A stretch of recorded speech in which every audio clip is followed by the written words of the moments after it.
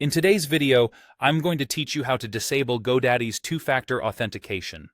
Whether you're a seasoned GoDaddy user or someone who's just starting to navigate your way through managing domain settings, this guide will walk you through the simple steps to disable the 2FA feature.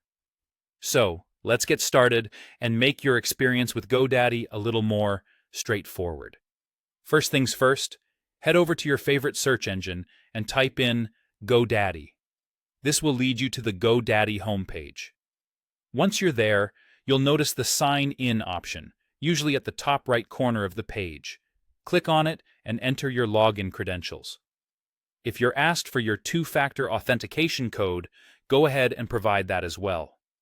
Logging in is your essential first step, and as you do so, remember that we are preparing to adjust the settings to better suit your current needs. Once you're logged in, look towards the upper right corner of the screen. You'll see your initials or an icon representing your account profile. Click on it. A drop-down menu should appear, and from there, you want to navigate to Account Settings. This section is your control center for all personal settings related to your GoDaddy account, so accessing it is key to making any changes. Inside Account Settings, your next move is to find and select the Login and PIN option. This section handles all login-related features, including security enhancements such as two-factor authentication. It's always a good idea to familiarize yourself with these sections so you know where to go for future reference. Now, under the Enhanced Security section, you'll notice an option for two-step verification. This is where you can manage the setup and disable it when necessary. Click on it, and you'll be presented with options to toggle off the two-step verification. Disabling it is as easy as clicking the relevant button, but be aware that you're altering a security feature designed to protect your account.